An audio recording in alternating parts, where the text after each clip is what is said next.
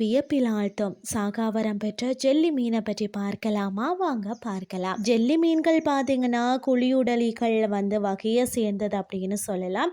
இவை லட்சக்கணக்கான ஆண்டுகள் முன் தோன்றியதாம். கடல் மீன்களில் அழகானது தான், ஆனால் ஆபத்தும் கூடையாம். இது பல வகையில் இருக்கிறதா. அகலம் பார்த்தீங்கன்னா 5 சென்டிமீட்டர் முதல் 3 அடி இருக்குமாம். இதற்கு உடலின் நடுப்பகுதியில் பார்த்தீங்கன்னா வாய் இருக்கிறது. மீன் இறால், நண்டு, அதாவது நுண்ணிய செடிகளை உணவாக உட்கொள்கிறதா. இட்ரிடோபிஸ் டோனி என்பது ஒரு அழியாத ஜெல்லி மீன் இனமாக இருக்கிறதா. இது உலகில மீதமான நீரில் காணப்படுகிறதா.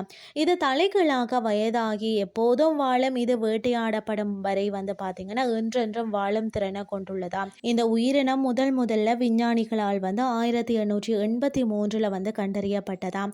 1883 ஆண்டிலேயே கண்டுபிடிக்கப்பட்ட போதிலும் இந்த இனத்தின் சிறப்பு திறன் 1990களில் நடுப்பகுதியில் தான் கண்டறியப்பட்டதாம். அனைத்து ஜெல்லி மீன்களும் பார்த்தீங்கன்னா 2 வடிவங்கள் இருக்கிறதா. ஒன்று பார்த்தீங்கன்னா பாலிப்பு வடிவமா, மற்றது மெடுசா வடிவமா. பெரும்பாலானவை பாலிப்பில இருந்து மெடுசா வளரும். அதே வேளையில தான் அழியாத ஜெல்லி மீன்கள் 2 வடிவங்களுக்கும் இடையில மாறி செல்ல முடியுமா.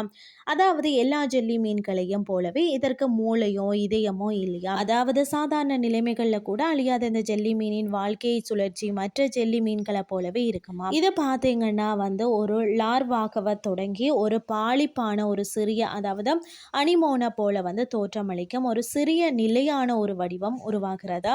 பிறகு வயது ஒரு மெடுசாவாக முதிர்ச்சி அடைகிறதா.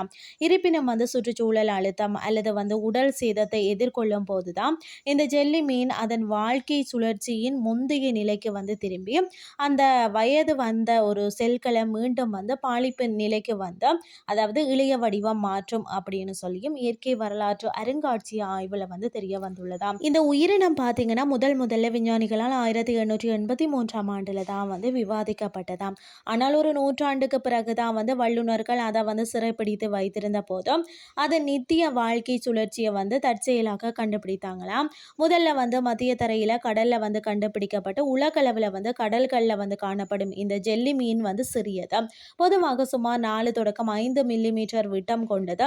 அதாவது தோராயமாக ஒரு இளம் சிவப்பு நகத்தின் அளவு இருக்கும்னு சொல்லலாம். அதாவது கோட்பாடு அளவில் அழியாததாக இருந்தாலும் ஆனாலும் அழிக்க முடியாதது அல்லன்னு சொல்லப்படுகிறது. வேட்டையாடுதல், நோய் மற்றது சுற்றுச்சூழல் ஆபத்துகள் உள்ளிட்ட பிற கடல் உயிரினங்களை போலவே இதுவும் அதே அச்சுறுத்தல்களை எதிர்கொள்கிறதாம்.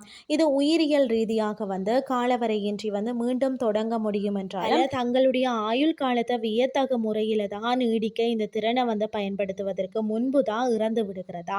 இருப்பினும் இந்த நிகழ்வு விஞ்ஞானிகளை ஈர்க்கவும் அதுக்கு பிறகு அழியா தன்மையின் ரகசியங்களை அவிழ்க்க ஆர்வமாகவும் வைத்திருக்கிறதா. ஜெல்லி மீனின் மூலக்கூறு வழிமுறைகளை புரிந்து கொள்வது, வயதான எதிர்ப்பு சிகிச்சைகள், புற்றுநோய் ஆராய்ச்சி மற்றது மீளுருவாக்க மருத்துவத்தில் முன்னேற்றங்களுக்கு வழிவகுக்கும் என்பதையும் விஞ்ஞானிகள் நம்பி ஆராய்ந்து வருகிறார்கள். இன்றைய கிறிஸ்டி உங்களுக்கு பிரயோசனமாக அமைஞ்சிருக்கும்னு சொல்லி நானும் நம்புறேன். இதே மாதிரி மற்றும் ஒரு கிறிஸ்டியின் வாயிலாக உங்களை சந்திக்கிறேன். நன்றி.